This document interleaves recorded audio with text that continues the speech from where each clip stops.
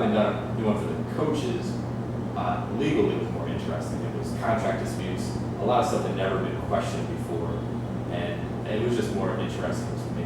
And I also felt that there's a chance for coaches to really make an improvement in their lives by hiring agents, because for so long, coaches had that mentality of team first.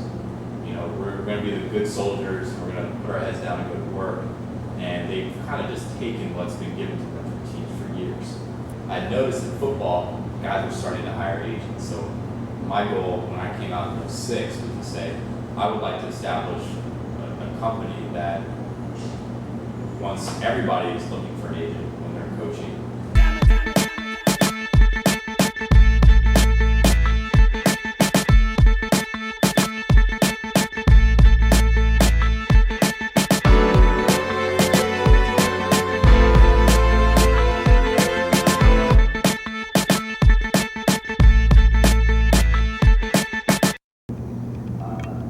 Took us over, and I'm doing work with the players union. So working with the players union was different, and I'd seen that the coaches in the NFL started to hire agents, and there was one particular offensive line coach who went from making like $300,000 to $800,000 because he hired them. Wow. More coaches started saying, "Oh, damn, there's money to be made. Maybe we should take a look at this." So I saw more coaches starting to hire agents. And when I went to work for the players union, it was just different. Most of the cases for lawyers there were injury related because NFL contracts aren't guaranteed. So a lot of medical disputes between a team doctor saying that you're healthy and can cut you, and the player's doctor saying, no, he's still hurt, you got to put him on IR. Okay? And then, so that really wasn't something I wanted to do forever. You know, it wasn't as exciting. The stuff I've been doing for the coaches, legally was more interesting. It was contract disputes, a lot of stuff that never been questioned before, and it was just more interesting to me. And I also felt that there's a chance for coaches to really make an improvement in their lives by hiring agents, because for so long, coaches had that mentality of team first. You know, we're going to be the good soldiers, we're going to put our heads down and go to work. And they've kind of just taken what's been given to them from teams for years.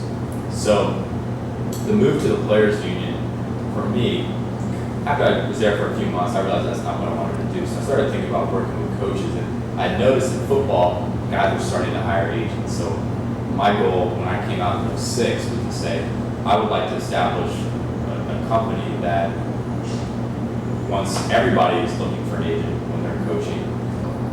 We got going with football. And just like you said, talking to some of your friends, a lot of coaches hadn't had agents before.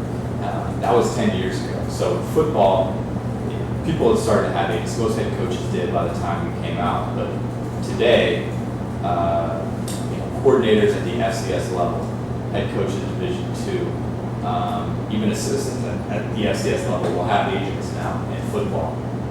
And right now, football dominates financially the college landscape. For most places, it's the number one revenue generating sport.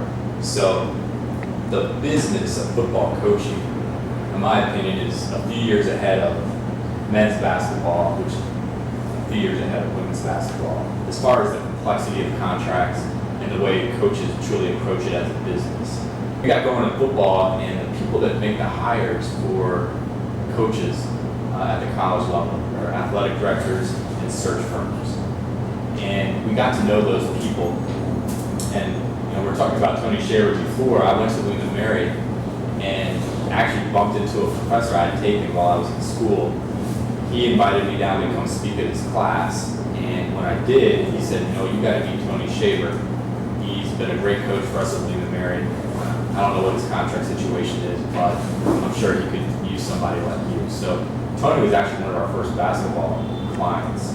And he was a typical coach who had coached for years and years. He coached up here at Episcopal High School, had coached at Hampton Sydney D3, was very successful and got to Mary. And every job he had gotten was based on he'd done a great job, been in place for 10 years, but had never really pushed on a contract. And he was really nervous to have me go in and talk to the athletic director on his behalf. And we were were talking about is renegotiation. Right. And that's typical for us, for coaches who've never had an agent before. They're a little nervous that we're going to screw things up and mess up their relationship, and that they're going to be looked at as greedy or self-centered and not caring about their current team. Things went great with Tony. We did a really nice deal for him, and William & Mary's continued to have success there. And with Tony being a well-respected coach, especially in this area, we started getting more referrals from basketball guys, and that's what brought on John to kind of head up our men's basketball division. Well, like you said, I think there's a lot of similarities between football and basketball. Search firms are becoming a huge part of the search process for really every coaching job. And at basketball, I don't know about football, but we're seeing even some D3, D2 universities use these search firms. Mm-hmm. So a lot of people aren't really that familiar. I guess they're becoming a little more commonplace. But the way they work is they're essentially an intermediary between university and the coaches or even administrators who are getting hired. So one of the things I really try and focus on in basketball is making sure those search firm members and representatives know who our coaches are, whether that's through introductions, which is often the case in the off season, or even just sending them out a list of client names before the season starts. I found that's a trend that I don't see stopping anytime soon.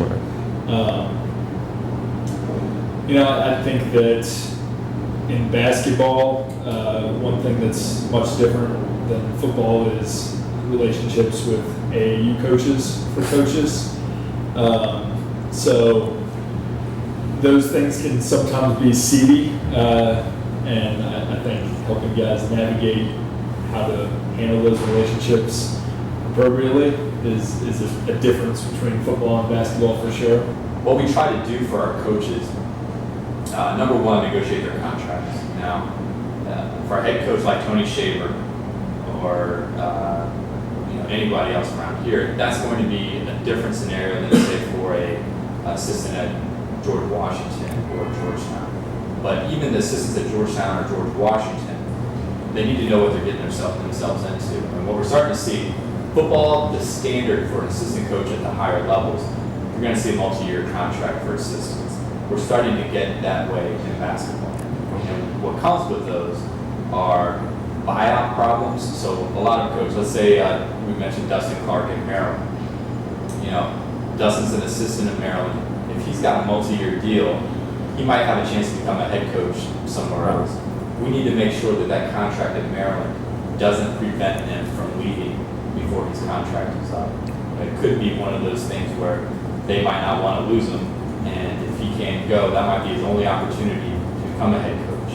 And it's unpredictable in the coaching world. So we take a look out for things like that, as well as to know what the market is paying for coaches and make sure that they're paid adequately as well. Another thing that assistants look to us for, as well as a head coach, is to keep them up to date on what's happening in the coaching profession, what jobs are coming open, who might be hiring people, and help them advance in their careers. And unlike players who have film that they can put on, and you can say, all right, that guy can shoot, you can't shoot, you can play defense, you can jump, you can't. It's more difficult to determine, what impact does the second assistant in Maryland have on Maryland's team. So it becomes much more about the network that coaches have and their respect from other coaches when it comes to their career longevity. And that's a big part of what we do for our assistants who hire us, is to make sure that they stay connected, that they're talking to athletic directors, they're talking to search firm people, so that when there is an opportunity that they fit, that instead of them being introduced to somebody for the very first time when a job is open, that they've met that person before, or have people who can recommend them, so that they have a leg up on their competition, and it's not something that's completely out of the blue. The coaching world is much more about relationships than the player world is, where, like I said, you can put on film, look at stats and tell whether or not a player is a top player. Is even more important in football than basketball is, at least for finding out whether an assistant can become a head coach, is really emphasizing their recruiting success.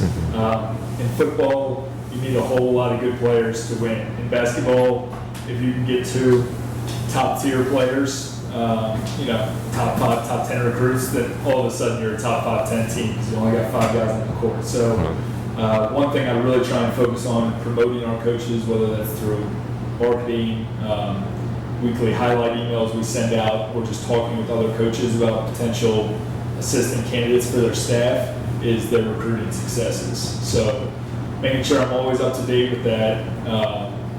Honestly, keeping resumes up to date with what guys they've recruited is something I really focus on, especially for the assistants, because that's really one way where they can differentiate themselves. In football, you've got offensive coordinator, defensive coordinator, tight ends coach, so on and so forth. So if you're a tight ends coach, you look at the team's tight end statistics, and that says a lot about how you're doing.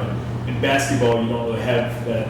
For the most part, you don't have an offensive coordinator or a defensive coordinator.